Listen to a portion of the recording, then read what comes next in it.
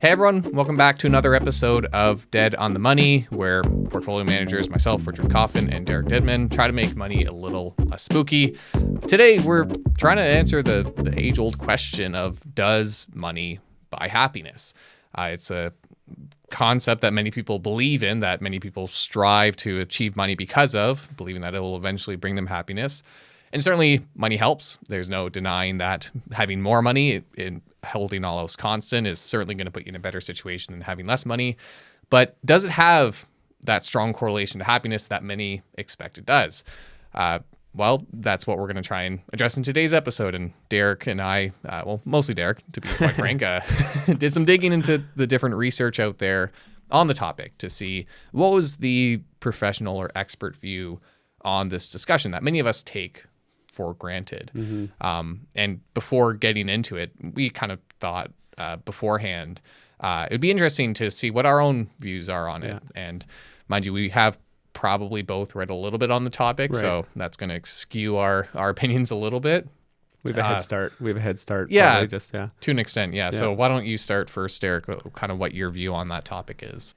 So my gut feel is that money can buy happiness, that, or at least it makes that it makes you more likely to be happy. But I think it's got to be much more nuanced than that. And my kind of starting feeling was like, first, what is happiness to everybody is a little bit different. Yeah. And I think, there's probably so much to do with the kind of your upbringing and how you're raised and all that kind of stuff that probably makes it, not the easiest, kind of most straightforward thing. But yeah, I think it doesn't buy it, but it helps.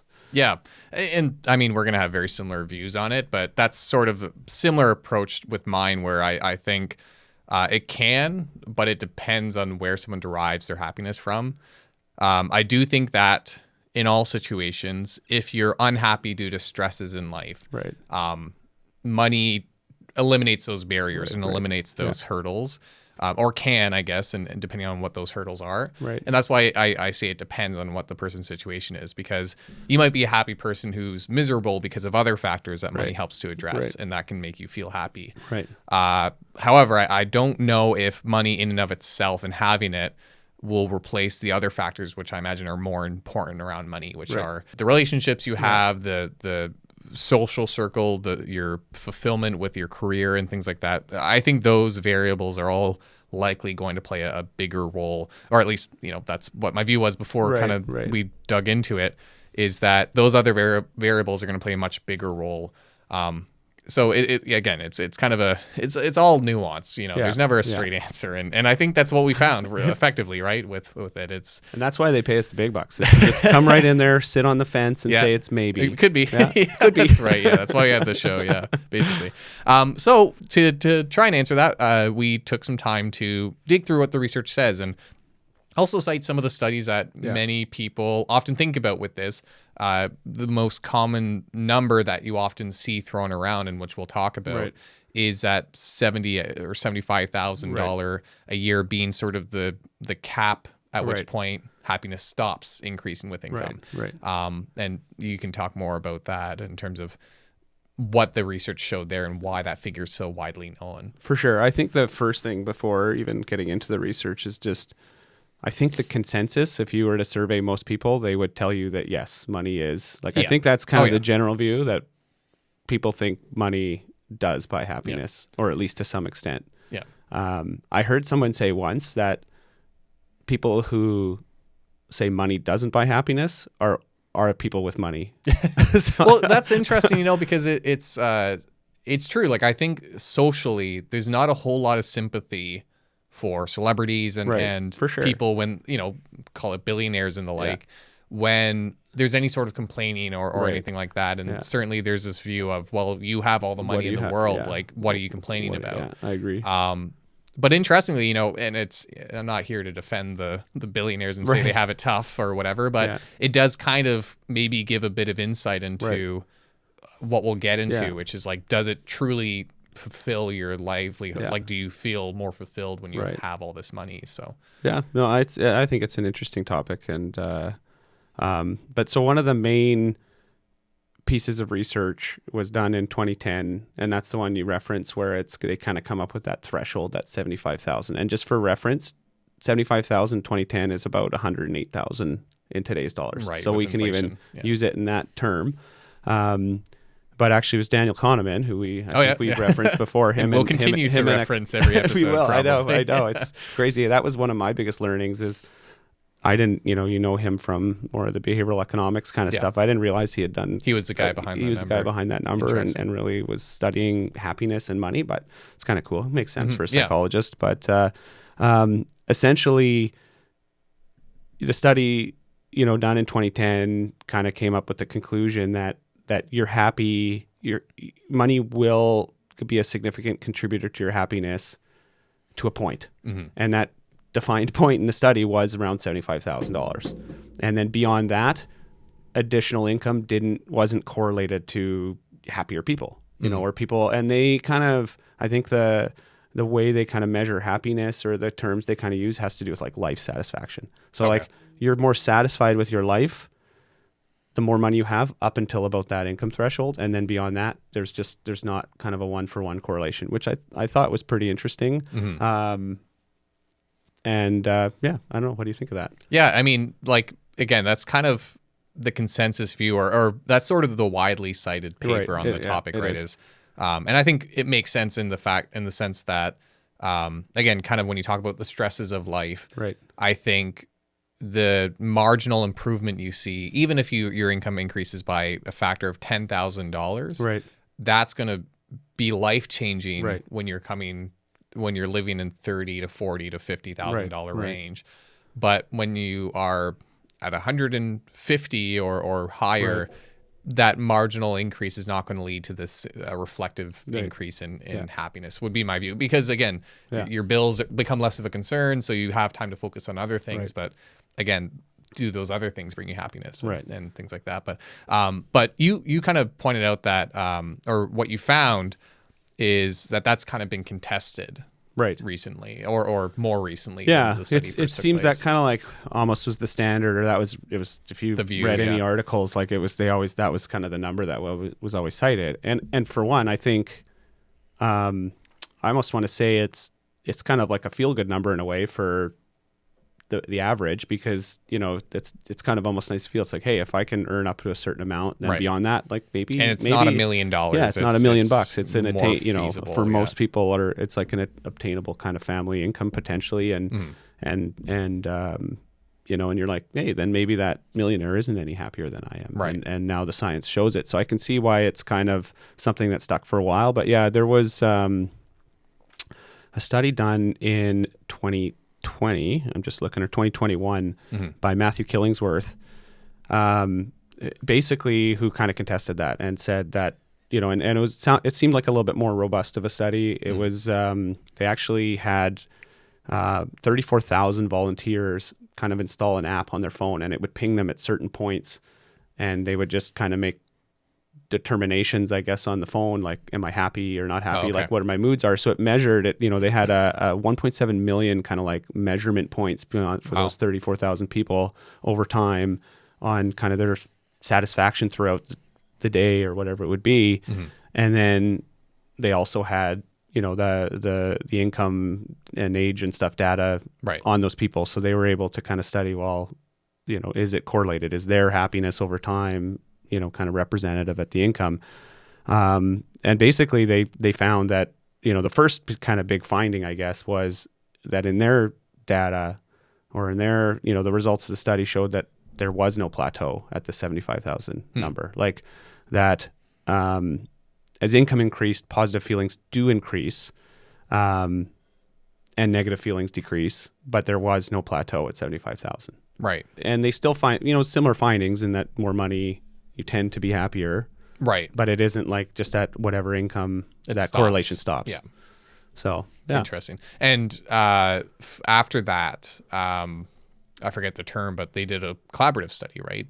They decide to try and get to the bottom of it. I think that's pretty cool, right? So in 2023, so just a couple of years later, Daniel Kahneman, who had authored this, him and a colleague who had authored the initial paper in 2010, teamed up with Killingsworth, this author, and with another, I think, Princeton colleague, did another study. And it's known as, and I've never heard of this before, but an adversarial collaboration. Right. Sounds it's like the Fight Club of academic research. Yeah, two enemies shaking hands at the border. Yeah, but which is cool, right? Because I think in the end, it makes sense for academics. You know, if you're truly trying to get to the bottom. Like if I come up with something and you come up with something, like, hey, let's work together and see what we find. Awesome. And they were trying to get, okay, well, what does the data show? Why is there? So they wanted to reconcile these two studies, and in the end, they found out, or kind of what they said is that really neither have it exactly correct. So, and they kind of looked at the data and stuff further and kind of were able to look at, where did we maybe fall short, or how did the methodology maybe not capture everything. One thing they found was that the original study, and this kind of makes sense, but the original study, the measurement or how they kind of viewed happiness, they kind of said it was too coarse. Like, so essentially it either asked you, are you happy or unhappy? And so if you say I'm happy, well, then you're happy, but there's no measure of like, am I getting happier? So once you say I'm happy, like, so how do you know then if I'm already happy at 50,000, how do you know, does it make me happy? How do you really even measure then if it's happier? So I thought that was pretty interesting. And then what they found with the second paper, is that it didn't notice, and I think this is pretty interesting finding, and it kind of, I think we both almost picked up on this in our initial views. But in the second paper, he didn't notice, or the author didn't notice, that the happiness of the least happy 20% didn't improve once those people hit about that threshold. And so in his words, Killingsworth was interviewed, and he said, if you're rich and you're miserable, more money won't help you. Right. That was kind of one of the biggest takeaways there, sense, which is interesting. And I think we both kind of felt that way. Like if you're just an unhappy person, and that's, or maybe like, who knows? I mean, we know, like, even with mental health stuff or whatever, like if just, there are certain situations, I think, so maybe you're predisposed to you're just not a happy person. You have a bad outlook, and it doesn't matter. The good things that would come with money doesn't make you any happier. Yeah. And so it's the bottom 20% of the population in terms of the ones who were least happy when they started the study, right? When their income increased, it did see a plateau. Is that correct? Yeah, that's roughly, right. Okay. So I mean, it's interesting because to what we talked about, even though, again, and it's tough because I do think people who are in a lower income and probably have less of a sympathy for a rich person who's miserable, right? Their stressors in life are a lot more tangible, for sure, and I think that's part of it as well, right? Someone who is struggling to pay bills and struggling to support their household or whatever it is, they have a very tangible thing that they can highlight and say, this is why I'm miserable. I think so. Yeah. Whereas someone who's wealthy, if it comes down to mental health, and that might not, even if that person addresses those things, there might be other underlying factors, but at the forefront, there's these very visible things that, they would believe if I just had, $50,000 more a year or whatever, this would all go away and I'd be much happier. I think that original study, that was kind of something that was brought up or that was talked about, was essentially that, that correlation, especially up until that threshold amount, is really because that's kind of around the amount that you start making sure that all your basic needs are more met. Right. And the lower you are down there, it's harder to meet the basic needs like housing and food. And then the closer you get to kind of that, that 75 threshold, which would be 100 now, which might be considered around more like the median income kind of thing, or like, you're able to address those basic needs. And then it's like, okay, that threshold, the majority of my basic needs are met. Mm-hmm. I can breathe, I can relax, and then anything else is just kind of gravy from there. But on this last study, which I think was kind of an interesting factor, it kind of makes sense, but if you have the 20% that are the least happy people going in, there's no correlation. They found that, I think, kind of the mid group, those who have like again, I don't know exactly how you determine how sad you are, but they have their methodology, but the mid or median group of like the medium happy people, like I don't even know how you do that. That's about where I'm a medium. I'm like, we think risk tolerance. I'm a moderate, balanced, happy 60% profile. weight. My Yeah, that's KYC right. is moderate, balanced, happy profile. Yeah, there you go. So those, they found that for those, they're kind of, it's like a linear thing, so for every, it's kind of a 1-for-1, I guess, relationship of more money, more happiness. Right. And then those who are like the happiest group, those who are just like have the highest beta of happiness, I guess, or just above average in happiness, it actually accelerates above 100,000 for them. So it's like almost like leveraged. The more money, I'm a super happy person, and I have the more money, you become more there, of that. Yeah, there it's even more, which I think is, it makes sense. And if you're miserable, it's more money, more problems, I guess. Yeah, that's right. I was gonna say. Well, yeah. So it's interesting, so it seems based on that, it seems like the consensus of that adversarial collaboration. Yes, adversarial. That's a great term. I know. We could rename our podcast. Adversarial collaboration. Yeah. So it seems to suggest that money has a correlation to happiness, and correlation is also worth highlighting because the discussion often revolves around causation. Right. That money is what's bringing happiness. However, it is worth noting that in this case, we're showing correlation, but that doesn't inherently mean causation. Right. There is the chance, for example, that happier people just happen upon more money, or because they're happier, they have less stresses in life. They're able to be more productive. They're able to, there's another kind of Daniel Kahneman bit is about optimists and how people who are optimists tend to be bigger risk takers, and so they often are the ones to be entrepreneurs and see that potential upside with their investments and the like. Yeah. So there is a chance that it's actually the other way around. There is a chance that happiness brings money and not money brings happiness.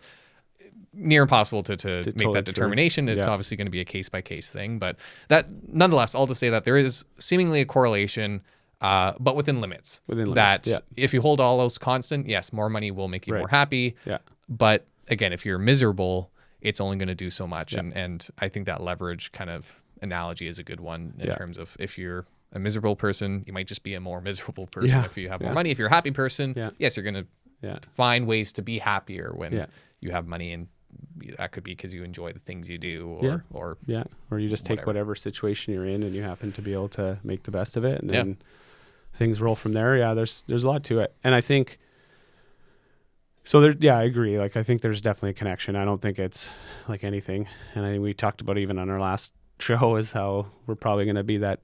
We're going to be that boring. We're right down the middle. We're on the fence. That's maybe the new podcast title. Our third working title is On the Fence. Yeah. But there's another study I found that was done in 2017. But what was different about it is it looked just at millionaires. And I know everybody's thinking like, yeah, that's exactly what I want to know. That's the biggest problem. I was super worried what they were doing. Yeah, it's like, okay, so I'm going to go into research. You go in and study cancer research and try to cure cancer. I'm going to try to really get to happy. Really trying to get down to the real heart of the matter. How do we make millionaires happier? That's right. But so they actually looked at the happiness of 4,000 multimillionaires in the U.S. Okay. And calculated satisfaction with lifestyle scores. They had two main findings. One, it was only at the high levels of wealth, like more than 10 million kind of thing, which are wealthy. This is so funny. Are wealthier millionaires happier than millionaires with lower level of wealth? Right. The plebes with just a few million. Like those. Yeah. And then secondly, this is interesting, and this kind of makes sense too. Those who inherited their fortune were less happy than those who had earned it. Right. So I think that's kind of an interesting, and I think that's probably an intuitive thing. Like, yeah, I think so. I think there's almost this, whether it be, I don't know if guilt's the right term, but there's things like imposter syndrome and things like that. And that's on the one hand, but on the other hand, just the fulfillment of being proud of what you've done to get there and things like that. I'm sure that plays a psychological role with how you treat the money. And I almost wonder, it actually kind of makes sense in a way that, if you like the inherit versus earn, and you could almost like how that would, if the question, the causation versus correlation kind of question is like, because if you if you earn it, is it the money that made you happy if you earned it, or is it the process? Right. You know, like the satisfaction from earning it. That's the happiness. So it isn't maybe the money. And then, because if it was just purely money bought happiness, that finding shouldn't exist. Right. It should be irrelevant how you got your money. Yeah. Like if I'm given it or I earn it, there should be no real fungibility. It's the money. Yeah. The money money is money. The money Yeah. is what's giving me the happiness, not the experience that it took me to get it. So yeah, it's another interesting thing. We solved it. Yeah, there you go. Yeah. There's also I can't remember the guy's name, but there is one philosopher who said that happiness is derived from purpose, I believe. Right. So I do wonder if, as well, you know, if you ignore money, if you take money out of the equation Right. and you're just saying, well, does purpose bring happiness? Then that Right. might help to explain it as Yeah. well, in terms of, you know, someone who doesn't have something that they feel proud of, Right. or maybe doesn't find the work they do fulfilling, Yeah. versus someone who feels like they built something Yeah. and is proud of it, is, Right. you know, it's supporting them in some Yeah. way. I'm sure there's, again, the psychological impact there. Right. So the study about the millionaires, again, the most important one we're referencing today, of course, that we all care about. It's highlighting that people at the higher end see it, like a marginal increase in happiness Yeah. based on. Yeah. It's still like, it's kind of the same thing. Like it's still a modest, like there isn't a lot of studies that show it's like this massive life-changing thing. Right. Which is interesting. But even with millionaires, it's kind of only the richest of the rich. Like you have to be a multi like decamillion, whatever, for it to really have more money, make more happiness. So being like just a run of the mill millionaire, yeah. you know, it doesn't really impact it. It's like once it even reaches kind of a threshold. So like the difference between like 3 million and 2 million Right. is not going to have No. that big jump in Right. happiness that people might well, I mean, most people kind of view the million as being the threshold, I Right. think, of Yeah. like, wow, and unfortunately, you know, in today's age, Yeah. maybe not for some in No. retirement, Yeah. but that's often kind of the benchmark. And I do also wonder if some of it is just that psychological model we set out of like, Yeah. you know, once I hit 1 million, that's one benchmark. Then it's 10 million is like, I Yeah. almost wonder if maybe Yeah. that plays a role of Probably. you pass the 10 million mark and you're like, wow, I really did make it. And Yeah. if, you know, if you took away the units, or you changed how the units worked of money, if that would change, Yeah. if, you know, if you just said, well, 7 million suddenly is equivalent to 10 million. Right. Does that change how we perceive 10 million Right. as a benchmark for happiness? Yeah. But Yeah, it's true. so it's interesting. So far, you know, money seems to buy some happiness, and, Right. and there's correlation. There's some limits within that, and it seems to be, you know, based on that last study anyway. It's hard to say with certainty, but it seems to be that the marginal benefit decreases as the amount increases, Yeah, which I think most people would generally Yeah. believe in, because Yeah. again, the stressors in life are not as much of an issue once Right. you get to that threshold where that's all covered. So there's less tangible things that you can directly address with Right. money. Yeah. That Once makes you reach a sense. certain threshold, Yeah. that's sustainable. What's interesting too is there's one study as well that shows that despite this, and again, this is maybe not something that people inherently understand. However, despite this relationship that we see, that the marginal benefit tends to tends to decrease as money increases, the amount of money that people believe will make them happy Okay. runs further ahead the more money you make. Right. So Yeah. people are constantly dealing with moving goalposts, which Right. doesn't help at all. Right. So there's one study, for example, by I'm going to butcher her name, but Sanja Labormirsky. I'm sure you nailed it. Sorry, Sanja. Who was a happiness researcher at the University of California. Coolest job title ever, but yeah. That's right. Happiness researcher. That's right. They completed one study that found that people who made $30,000 thought they'd need to increase their annual salary to $50,000 to be happy. So that's about a 2/3 increase from $30,000 to $50,000. That's the goal that they set for themselves of this will make me happy. Whereas those who earned $100,000 per year estimated a yearly salary of $250,000 would make them happy. So a 150% increase versus a 66% increase that people from lower incomes believe will make them happy. So in short, the more money you make, the more you think you need to make from that right. point forward Right. to be happy, which Yeah. is discouraging. It is discouraging, yeah. So, adding to our kind of train of thought here, I guess, is money buys happiness within limits. The marginal increase decreases over time. Right. And we keep kicking the can further ahead of us as we... The more you make, the more you think you need to make. To finally reach that point. To finally reach that point. Yeah. So, which almost, again, ties to the point that, maybe the millionaires are right. Maybe it doesn't buy happiness because...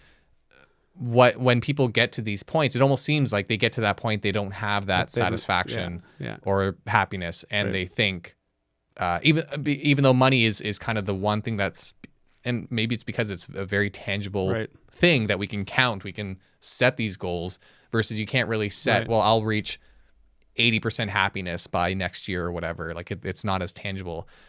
Maybe that's why we always mistake that that's the thing that will make us happy. But it certainly seems that we keep moving further ahead, and then we don't feel that happiness, so we think, oh, well, the next bout of I didn't increases. get there. It's like, oh, I did make it from 30 to 50, and now I'm at 100, and okay, as soon as I get here, then I'll be happy. Then I'll be able to relax. Then I'll be able to stop working so hard or whatever. Yeah, it makes sense. Yeah, and kind of to top it all off with like just a ugly cherry on top is what you found, which I don't know if this is a proper term, but the money and happiness paradox. Yeah, that's Somebody what can talk about that was kind of another thing that I hadn't thought of. But again, sometimes, I mean, with a lot of research or whatever, kind of once you read it or once you kind of understand what it's saying, kind of does make sense in a way. But really, the money and happiness paradox, it was kind of based on findings in another study. This was an earlier study, like 2003, another Danny Kahneman study. And he found, him and his partner, Ed Denier, was the other researcher. They did find that having more money is associated with happiness. But they found that seeking more money actually can dampen happiness. So I guess the paradox there is that, yes, you can say that having more money will increase your happiness. But if your simple motivation is purely to seek more money, if that's kind of what your life goal is, almost in a way, is to seek money, then it actually leads to less happiness. Right. So you can't want it. You can't want it. You just gotta get it. You can't want it. You have to get it. It'll make you happier. But if you want it, kind of again, crazy. But I get it, right? And actually kind of tied. I remember seeing, as I was researching all this and reading, and there's a lot out there, and we're not going to be able to obviously cover everything that's ever been kind of researched on the topic. But there has been a lot of stuff too about, and we're really getting and talking about, having money, and even where you get it or did you earn it, did you inherit it, whatever. Right. But we're also not really talking much about, and I think there does play a factor in how you're spending the money. Because if you're and there's some research out there that talks about it's like how you spend it. So spending it on experiences beyond overspending it on things like tends to lead to better More happiness outcomes and stuff like that. So and so I think that's one thing to consider. But yeah, this money happiness paradox, it basically tells you that if your main motivation, and I think what they said is that the greater your goal for financial success, the lower your satisfaction tended to be with family life, regardless of your household income. So if you're ranking, your highest ranking in your kind of goals and your desires was around just financial success or financial resources, then you tended to be actually less happy. And that might even go to what we were talking about those moving goalposts, because that kind of almost gets to if your pure number one motivation and driver is first the money, then maybe, and maybe that's where really the never enough is enough kind of happens. Whereas if your main goal is health, happiness, family, whatever, and yes, you need money, and money helps you have better satisfaction with those aspects. But if this is your main goal, even if maybe you're not, I haven't quite achieved all of I want, but I've got this, and this, you're still going to be satisfied. It's interesting. And I think it was also Daniel Kahneman. Again, he's probably going to be the most cited person we have on our podcast. Probably. I don't know if that's just finance industry, they love him for behavioral stuff. But well, he's researched just about everything. It's pretty neat. Oh yeah. But I think it was him who, and maybe it was tied to this study, but they similarly found that people who had goals of becoming executives and sort of in line with that, likewise had less satisfaction in life. And part of that is the attainability of the goals, right? Yeah. If your goal in life is, and you feel deep down that you just want, say, $2 million or whatever the amount is. Right. That's a pretty high threshold. And that compared to a lower threshold is going to give you less wiggle room, where if you don't meet that, you might feel more like a failure or feel this sort of dissatisfaction. And again, that kind of extends to people who strive to be executives and these things. If that's a really important goal to them, it can actually bring them a lot of dissatisfaction in life, versus people who say just want to have good relationships or, those more attainable things, like things that take work, but more attainable things versus just, I'm going to be a Forbes 500 executive or whatever. Yeah. And what's interesting too is, and this is something that I looked into as well, is that if you kind of ignore the money aspect here and just look into studies about happiness and what factors these studies identify as bringing people happiness, there's one that came up not too long ago that it wrapped up, but there's a Harvard study that took place over 83 years. Yeah. Had 724 original participants, and then they eventually extended this study to include descendants and I believe spouses of those individuals. And mind you, this was I think it was a lot of Harvard alumni actually that they tapped for this. So very kind of concentrated group. Okay. Yeah. But nonetheless, they periodically interviewed them, collected information about their physical health, and it was across the globe that this group was surveyed across to try and pinpoint what factors contributed to their happiness. Interesting. And what they found was by far the most important variable. It wasn't money. It wasn't success. It wasn't sort of that career fulfillment. Right. It was positive, nurtured relationships. Okay. So meaning that people who had put effort into keeping in touch with close ones and who had maintained relationships over time managed to score the highest in terms of happiness, which again aligns to the fact that if you don't have those things, more money isn't going to bring you that happiness that those things might come from. Because, at the end of the day, humans are a social species, right? And so that stuff matters when it comes to happiness and the like. I think that makes sense. And even outside of that, even outside of happiness alone, it's also found that those type of relationships lead to better health. And in fact, on the flip side of it, loneliness is like a key contributor to death among, or one of the biggest risk factors for elderly individuals in terms of death. Yeah. It's a higher risk than obesity for elders. Okay. And there's one study that found that loneliness raises a person's odds of death by 26% in any given year. So, not to dive too much into how much of this is psychological versus physical, but even there, that could explain some of it, where maybe happiness is a physiological phenomenon that comes from our body being healthier around these relationships, and maybe that's hormonal, maybe that's outside my pay grade, but I'll just say that it's really interesting, right? It's fascinating that, on the one hand, we view money. And again, it's because it's so tangible. We all deal with it. We all have this. It's almost like and a lot of people view money as a sort of score point, point system, right? Yeah. And so a lot of people, it is status, right? I mean, I see it now. I even see it with my kids on social media, in your experience with the plain bagel too, and like the video, I was watching. Listening to your interview with David Chilton and kind of talking about influencers and stuff. It's a great show, great listen, by the way. If you guys want to check it out. Yeah, absolutely. Great talk. But I remember you talking about influencers and kind of how they can, they're really part of what they're trying to do, or like kind of the nefarious ones, I guess. They're just trying to like give that impression of wealth, and it goes as far as like being able to, you just can rent a fancy car and or whatever they may be doing. And cause that's, if there wasn't maybe at times kind of an unhealthy view of money or like a desire to have money, like that stuff wouldn't really work. I don't think. Yeah. I don't know what you think, but like Yeah, I that think to me, so. that's, you know, because we want wealth. We see other people have wealth and we're like, well, okay, what did they do to get that wealth? I got to do whatever they did kind of thing.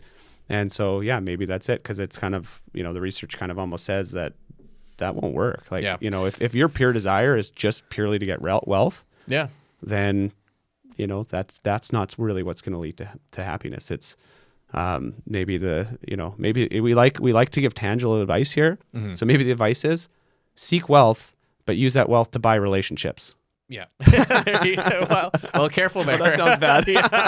Yeah, careful with how you word that. But I think part of it is, and I'm sure part of it is also how people prioritize things, right? Like we've heard about, everyone knows the scenario of a relationship being impacted by career or the pursuit of success and things like that. And I think it goes to show, like, you know, it might not be worth it. Like I think if you can maintain that nurtured relationship, and that's what ultimately drives happiness. And it's, some of it's going to be circumstantial as well, right? Like someone who might just grow up more isolated than others, and where you live and who you meet and things like that plays a role. But it goes to show what the priority should be, right? It shouldn't inherently be making more money. Right. And to your point about finfluencers, I think the issue there too is that the people who are most receptive to that messaging aren't the people who already have money. And interestingly, that kind of talks what we talk what we're talking about. The people who have money aren't thinking, oh, geez, like this guy's, I can make another million and that's going to make me much more happier. It's the people who, again, money is a very tangible issue that they face. So it's unfortunately the most vulnerable people are the ones who tend to fall for that messaging, because their most visible stressor is money related. Right. And here comes someone saying, I can give you all the money you could ever want. Right. But yeah, it's interesting because to your point, is it going to be successful? Well, you know, is the striving for money alone going to bring you happiness? And it seems to be not. Right. So yeah, I thought that was interesting, you know, kind of discussing about happiness and what ultimately brings it. And, you know, for some people, I think there's a bit of that's intuitive. Right. If you think about the people you know and who in your life is happier, I think you'll likely see that it's the people who have good friends or good family and supportive relationships and communities around them. Yeah. Whereas, you know, I don't know if I know anyone who stays by themselves who's ultimately super happy. Right. Yeah. So it plays a role, I think. So actually, now that you mentioned that, it got me thinking.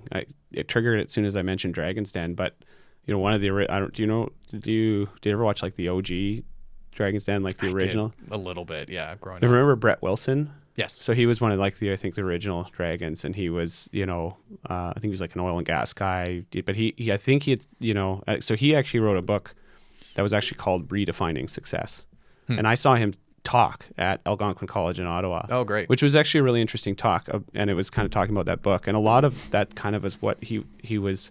It's been a bit since I read the book and been a bit since the talk, so I might be a little off base here. But I think a main part of the message was, and it was from his own experiences, because he was like early on, he made his vast wealth, I think originally from like investment banking and doing deals. And he was talking about how like he was, you know, making significant amounts of money, like significant, but he was working nonstop. And it was like stressful and fast paced. And basically he, you know, felt that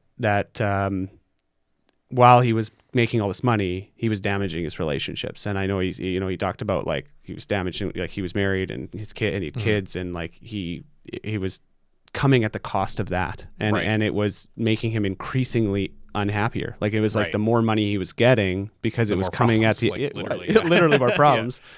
And yeah, I mean, who said that? P. Diddy. He's having a lot of problems. So I mean, I think that's case closed. Yeah, you know, maybe I hadn't even thought about where that came from, but really, that's what, you know, that was kind of his main message about redefining success. Like, what is success? Success is more about relationships and experience and that kind of stuff. But because he was saying, as he was getting more and more money, more and more wealth, more and more everything, but it completely was coming at the cost of the relationships, you know, and it cost him his marriage and it cost him a relationship with his kids, which, you know, it wasn't until he kind of realized that he tried to, you know, rebuild that stuff. And that wasn't based around money. Right. So I think that kind of goes in. Yeah, there's to share kind of a personal story, and I hope it's not too heavy, but there's one moment that I found to be pretty profound for me, which is I've shared sometimes on the Plain Bagel, but my dad worked for Nortel Networks in Canada. Unfortunate end to that company. It was a big rise and fall of a Canadian giant. But my dad worked there within, I couldn't even tell you the level of executive management position he had. It was sort of a branch that he was high up within, but not within the national company, but for the branch he worked for, he was very high up at the company.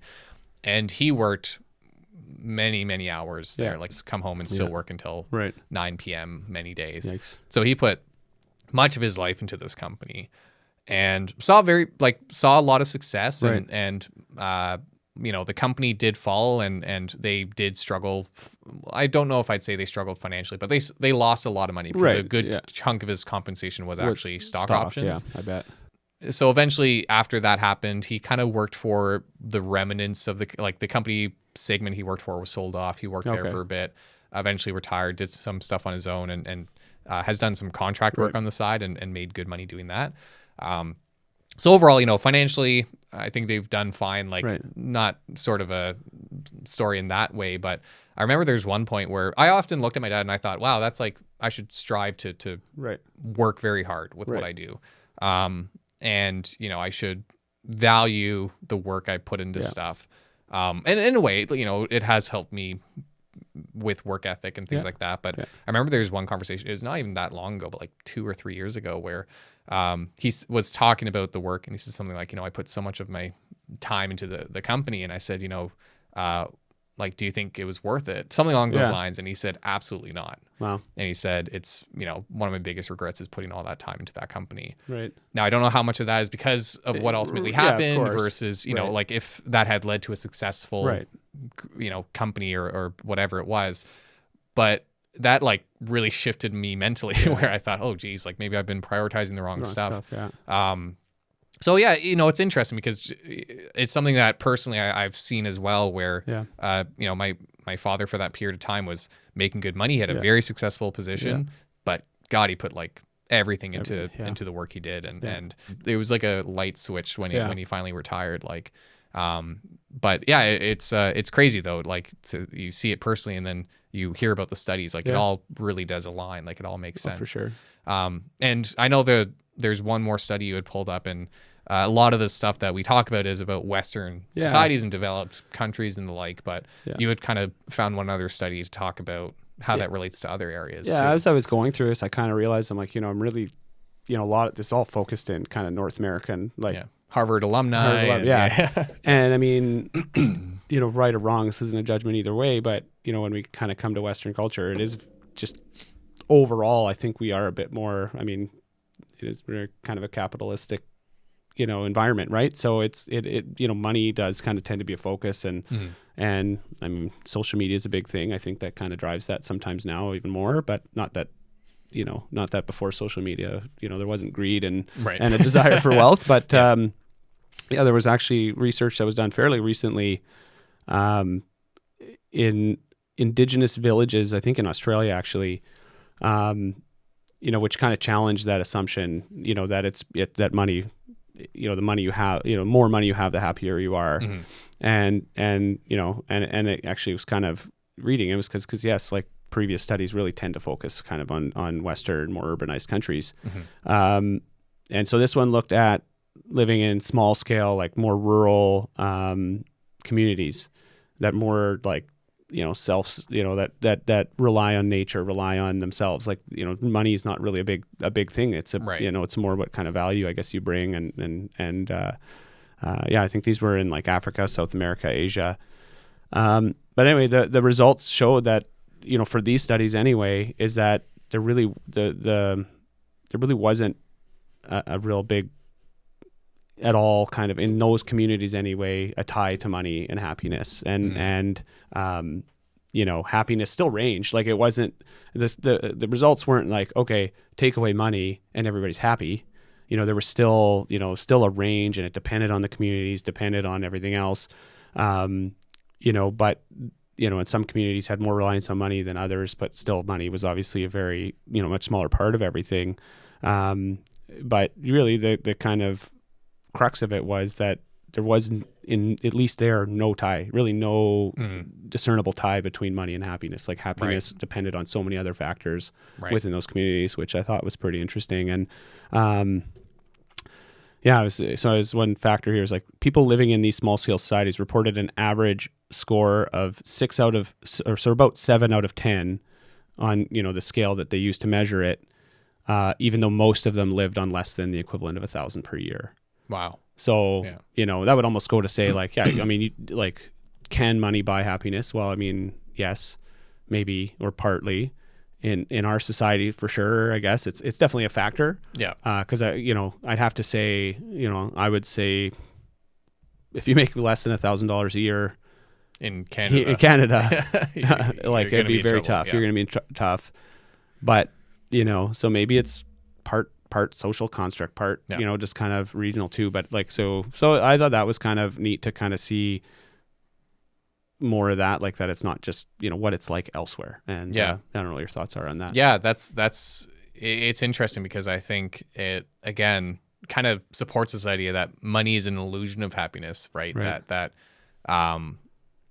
we derive our happiness from other factors, and money can support us in getting those factors in our society. Right. Yeah. But in other societies where money's not needed to get those factors, there's other ways of doing those things that provide that same level of happiness, and maybe even more because there's less of that distraction towards the goal of making more money. And I think too, I think a lot of some of the image we have of money providing happiness is tied to social media, like you said, in terms of even if you, on the one hand, you have the nefarious actors who are trying to convince you that money makes you happier and you should buy their course. And so, they're with the models and the fast cars, and, they're dancing on their hoods or whatever to rap music or whatever. And they're having a great time. Yeah, exactly. But that's all a facade, right? Like that's all a staged event for a video camera. But for a viewer, that still helps to solidify that image that money, like this guy looks like he's having a blast. Maybe I should look to have millions of dollars, because then I'll be in this situation. I'll be in this exact same scenario of on the hood of the car, throwing dollar bills everywhere. So I think that plays a role too. And I think also, even outside of those kind of more nefarious examples where people are trying to sell you something with that image, I think just social media in general, people highlight the best of themselves, and people look to, humble brag or show their wealth in different ways. And they only typically show their happiness or this polished version of their lives. And I think that all helps to solidify the fact where, you see your friend who is on a vacation and they're posting pictures and you think, wow, I wish I had the money to go on a vacation right now. Yeah. So it's interesting. I think, it's, to conclude, I guess, like it all depends, and it's all a very sticky, tricky area, but I think that's what makes it an interesting conversation. It seems that there's some correlation between money and happiness, and I think that's kind of the idea, right? If all else held constant, if you hold your relationships constant, if you hold everything constant, yes, a $2 million paycheck's going to make you much happier if you hold everything else constant. But if you consider the sacrifices people are making to get that $2 million, if you consider the variables they drop off or focus less on to achieve that $1 million, going back to the paradox, then that's going to have sort of the opposite effect that people might expect. So it's an interesting conversation. I don't know if we answered the question, but we helped, I think. Well, we contributed to the conversation. Like after reading everything and going through this and talking, did your original view change, or do you feel like you were pretty... It's pretty aligned. I mean, I think I found it interesting, the study that showed that relationships was the biggest factor. I would think that, like, and this is my own personal view, but I would think that, like, career satisfaction and that sense of accomplishment would matter a bit more. But again, it doesn't seem to be the case. It seems like, and it's not to say those things don't impact happiness, but by far the biggest factor was the relationships. And I think that makes sense. I think especially when you consider it against or contrast it against someone who's lonely. Like it's very clear that there are benefits to having it's good to have positive relationships, weirdly enough. Yeah. Yeah. I think for me, it pretty much reinforced kind of my gut feeling or where I was feeling. Like I remember I was trying to put into words kind of what my initial take was with money. And I find my thought was really boiled down to like, I think money can kind of open the door to happiness, but it's still up to you to kind of walk through it. Right. Yeah, that makes sense. And that kind of goes back to like, if you're just predisposed or for whatever reason, just nothing's good enough and you're not happy and you're just a generally miserable person, like doesn't matter how much you have, because you'll still find a way to kind of be upset. Right. And then I also think on the flip side, I think there's people that are just, predisposed to being happier or able to find maybe you're able to find kind of the silver lining, or you kind of are able to find satisfaction. Sure, would more money be welcome? Like I don't know, and I'm sure there's people out there that are like, nope, I don't want any more money, I'm happy with everything I have, and that's great. I think for the most part, those who are even super satisfied, they would take it. Who wouldn't take it? They just don't need it. They're not striving for it because they're striving to. And you shared your personal story, and I'm similar for myself in that, for me throughout my career, because I've been at this for, a couple decades now, and very early in my career, like as I was getting going to, like you're really striving and you're kind of find your way too, as you're maturing, like what is important, And I also think like, for me, this is my own personal experience, having kids changed what's satisfying for me. And I'm sure you can relate now, and having kids really highlighted to me, and I'm sure this is part of what even your dad's realization is how valuable time is. Yeah. Oh yeah. And so if I'm taking all this time to earn all this money, and I'm because you're giving up something to get something always. Everything's always a trade-off, really, I think. And so if I'm just like sacrificing all of this time purely to make all this money, well, then I don't have any time to really enjoy that, what comes with it. Because that's what, to me, is important, is what comes with it. And if it's really, we think of, financial freedom, but if you're, are you really free if like that's what's driving you? I don't think you really have any freedom then. If that's like your main thing, you don't have any freedom. I think I really haven't changed my view that much. Like it's kind of solidified, if anything, and added a few more things. I thought the research was interesting, and I thought there would probably be a million more research questions out there that would kind of be able to hammer out the topic even further. But for sure. Like we're talking about money specifically with happiness, but obviously there's like you could spend your whole career just. Right. That one person does. Yeah, I know. the happiness expert or whatever, researcher. Imagine meeting her. It was her, I think, and just her just being a miserable human being. I'm not saying she is. I don't know anything about her, but I think that would be. That's her life goal. I think that would be happy, amazing. And like she's like, because she's naturally this is what drives a her, really unhappy person, she's trying to be like, I hate happy people. I want to know more about them. Exactly. But no, it's but I'll just say that there's so many other there's social factors. There's we didn't even talk about like the psychological depression and the kind of chemical imbalances and hormonal imbalances. How that's the physical aspect as well. Yeah. So much plays a role, and I think that's kind of the takeaway is money itself is one of those factors that plays a role. Yeah. But there are so many other factors that matter as well, and I think it kind of gives a takeaway of focusing too much on money can be a detriment to your happiness. Absolutely. Even though it can make you happier. It can make you happier. To an extent. Yeah. I think that's probably, if you're gonna take something away, hopefully that would be it. And supported by research. If your sole focus in life is purely just to make more money, that in itself is probably gonna make you even unhappier. Yeah. But if your focus is on your relationships and the things that maybe having more money can provide, then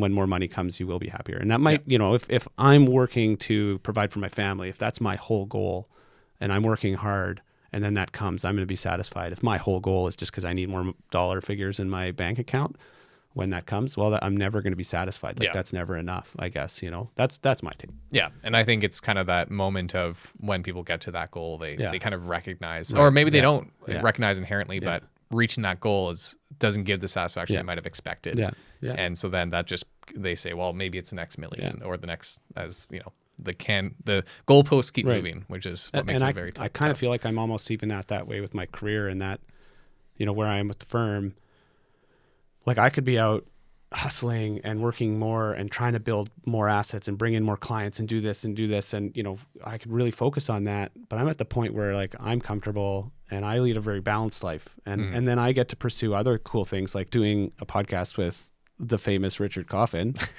And it's a bit generous. Thank you. Well, more famous than I am. That's for sure. But I mean, you know, I get to focus time on doing stuff. And yeah, I mean, you know, this might even be the best analogy of it all. Would I be happy if we got 1 million subscribers and it became financially rewarding to do too? Yes, but is that the pure motivation of doing this? No. Like it's fun to do. Like I have the time, I enjoy it, you know, and if the rewards come with it, but there's enough rewards in just doing it and on its own that it's fun to do. It's exciting to do and it's cool to be a part of. If the financial stuff comes with it, amazing. Great. But if not. Yeah, and you know, we'll kind of wrap things up, but it's something I've often gotten questions about making content and stuff, kind of as an aside, and people asking, you know, what was your motivation and things like that. And I think, or people asking about starting their own channels. Like I've gotten tremendous, like floods of emails of people saying, I want to start a channel. Okay. When does it become financially supportive or whatever? And the one bit of feedback I always provide is, don't do it for the money because you won't find it enjoyable. Like you won't, and you can only make content in a sustainable way if you enjoy what you talk about. Because if you make a channel with the goal of making money, it's kind of just like this. If you make a channel with the goal of making money, A, you're probably not going to make good content because your heart's not in it. And B, it's going to be stressful. It's going to feel like work every time you have to put out a video because your goal is to make money. Right. And then that's going to probably impact what kind of content you put out. Because you'll be like, well, I don't really agree with this, but I'll put this out because I need the money, right? And I'll put the minimum amount of effort versus if you enjoy the topic, if you do it out of passion and interest, you hopefully come across interesting conversations like, does money buy happiness? Which is where we'll wrap up the episode. Thank you for joining us for another Dead on the Money podcast episode. This was a good topic. I think so. Like this one. I liked it. So I liked it. If you have any other topics you'd like us to dive into, please feel free to let us know. You can leave a comment or otherwise reach out to us. But yeah, and that all aside, hopefully it gives some takeaways of money correlated with happiness. Maybe not the root cause of it, but it does help. If you came for a concrete answer, you're in the wrong place. Yeah, that's right. Yeah. There's some Finn guy with on the roof of a car who'll give you that. Yeah. But cryptocurrency buys happiness. That's no, I'm just kidding. Okay. All right. Well, we'll wrap up there. Well, thank you guys for joining us, and we'll see you in the next one. Until then, have a good one.